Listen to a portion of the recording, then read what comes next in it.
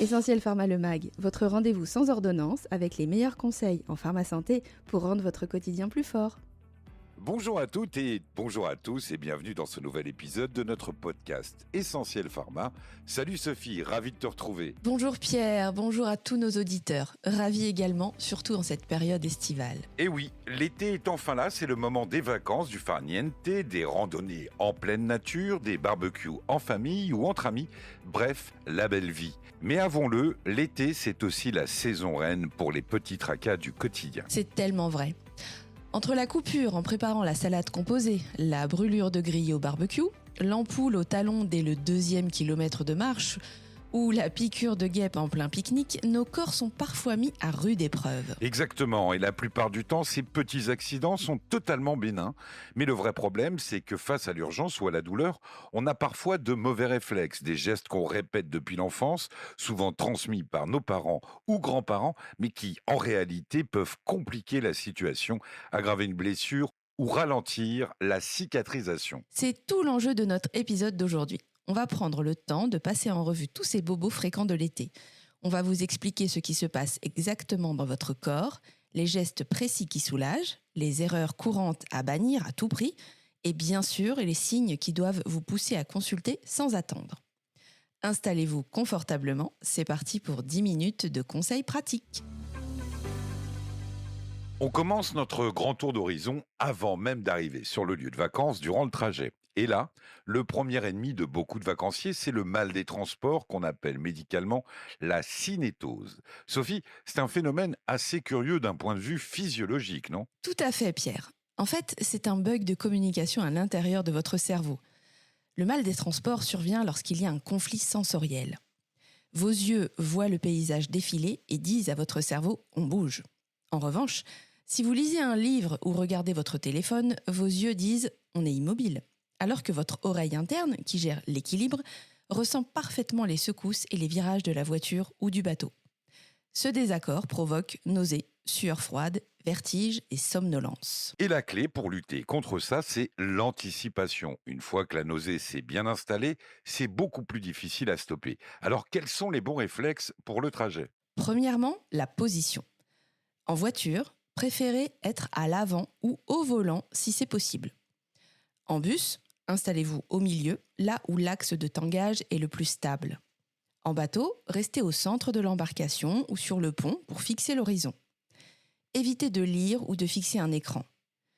Côté alimentation, ne partez jamais le ventre complètement vide, mais évitez aussi les repas trop riches, trop gras ou les boissons alcoolisées juste avant le départ. Et si la prévention ne suffit pas, l'officine regorge de solutions adaptées à chacun. Ça va des antihistaminiques légers, sur conseil de votre pharmacien, jusqu'à des solutions naturelles comme l'huile essentielle de menthe poivrée pour les adultes ou le gingembre très efficace en extrait ou en comprimé pour réduire la nausée. Pour les enfants, il existe aussi des bracelets d'acupression très pratiques et sans aucun effet secondaire. Absolument. Et deuxième point crucial, dès qu'il fait chaud, l'hydratation. En été, notre organisme perd une quantité d'eau impressionnante pour maintenir sa température à 37 degrés grâce à la transpiration. Quand on ne boit pas assez, les premiers symptômes apparaissent vite. Une sécheresse buccale, des urines foncées, mais aussi des maux de tête diffus ou une fatigue soudaine. Et attention, il ne faut surtout pas attendre d'avoir l'impression d'avoir soif pour boire. La sensation de soif est déjà le signal que le corps manque d'eau. C'est particulièrement critique chez deux populations vulnérables, les jeunes enfants et les personnes âgées, chez qui le mécanisme de la soif est altéré. En cas de forte chaleur ou d'épisodes de diarrhée-vomissement, les solutions de réhydratation orale, les SRO, vendues en pharmacie, permettent d'apporter de l'eau et des sels minéraux indispensables pour éviter le coup de chaud ou la déshydratation sévère. Passons maintenant aux blessures cutanées du quotidien. Commençons par la classique coupure, souvent provoquée lors d'un atelier cuisine, d'une activité de jardinage ou en bricolant les installations du camping. Le premier geste réflexe que tout le monde oublie dans la précipitation, se laver soigneusement ses propres mains à l'eau et au savon avant même de toucher la blessure. Une fois vos mains propres, le protocole est simple mais rigoureux. Rincez abondamment la plaie à l'eau claire du robinet ou avec du sérum physiologique. L'objectif est mécanique. Éliminer toutes les saletés, les petits grains de sable ou la terre. Appliquez un antiseptique local doux, idéalement sans alcool pour ne pas liquéfier les tissus ni provoquer une douleur inutile. Protégez avec un pansement stérile et respirant. Et que fait-on si la coupure saigne beaucoup, Sophie? On applique une compression directe sur la plaie à l'aide d'une compresse stérile ou d'un tissu propre pendant au moins 5 à 10 minutes d'affilée, sans soulever la compresse toutes les 30 secondes pour vérifier si ça saigne encore.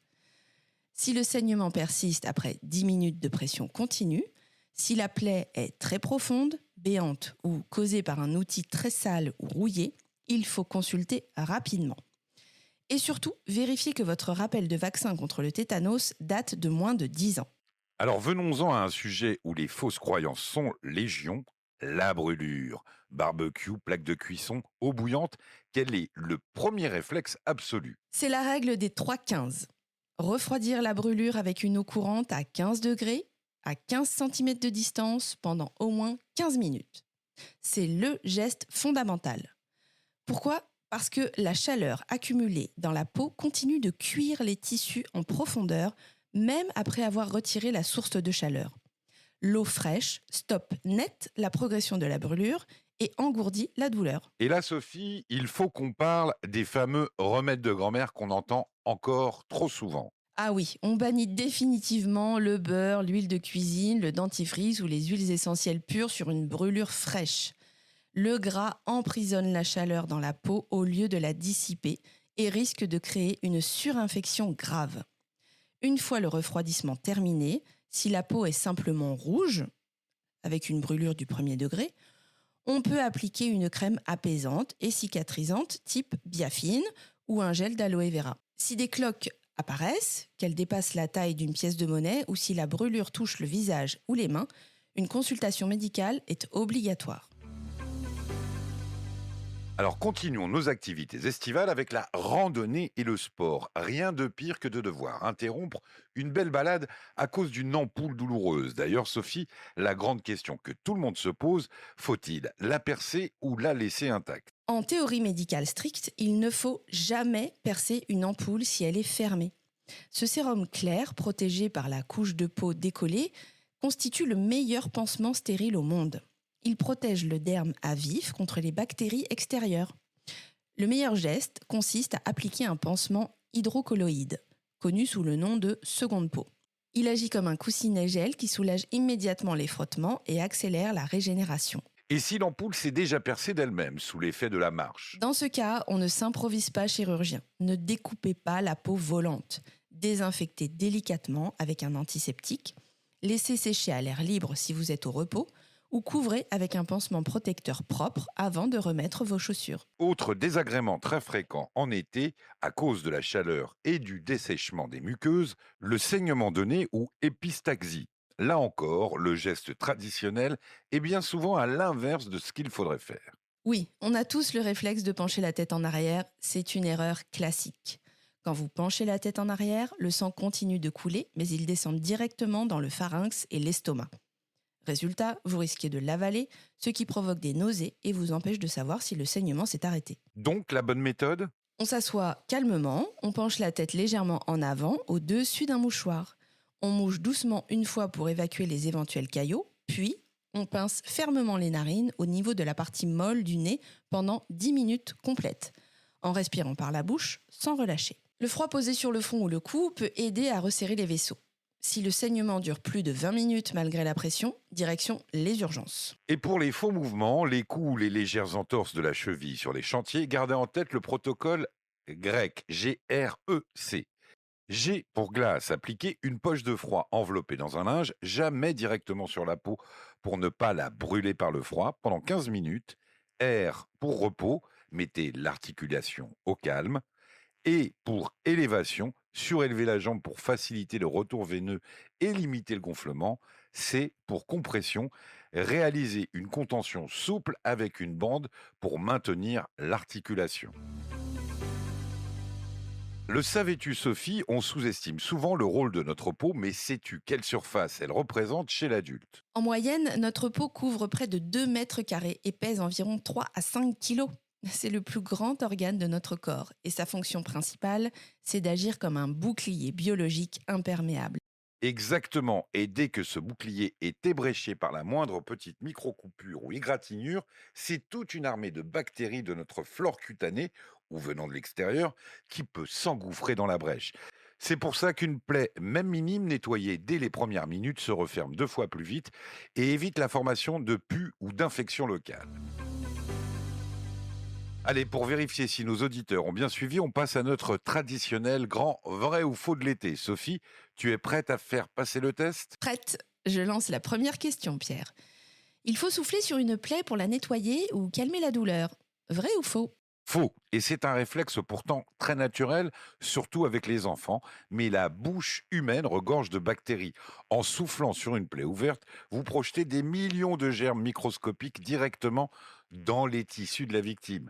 Pour rafraîchir ou nettoyer, on utilise de l'eau propre ou du sérum physiologique, jamais son souffle. Deuxième affirmation.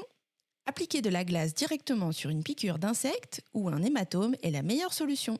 Vrai ou faux? Faux, la glace est formidable pour stopper l'inflammation, mais le contact direct du glaçon sur la peau peut provoquer une brûlure thermique par le froid et endommager les cellules cutanées. On entoure toujours la poche de glace d'un torchon ou d'un linge propre. Troisième question.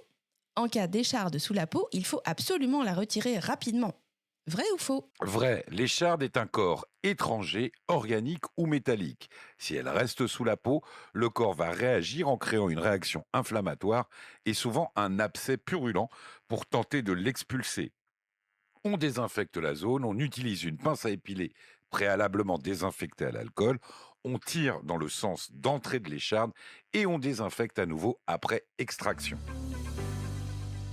Voilà, vous êtes désormais parfaitement paré pour affronter tous les imprévus de l'été en toute sécurité et avec les bons réflexes. Gardez toujours en tête qu'en cas de doute sur la gravité d'une brûlure, sur une piqûre d'insecte qui gonfle anormalement ou pour constituer votre trousse de secours idéale avant de partir en voyage, votre pharmacien est votre professionnel de santé de proximité le plus accessible. N'hésitez jamais à pousser la porte de l'officine pour demander conseil. Merci beaucoup Sophie pour toutes ces explications passionnantes et très claires. Merci Pierre, passez tous un très bel été, profitez bien de vos vacances, prenez soin de vous. Et à très vite pour un nouvel épisode d'Essentiel Pharma. Essentiel Pharma, votre réflexe santé.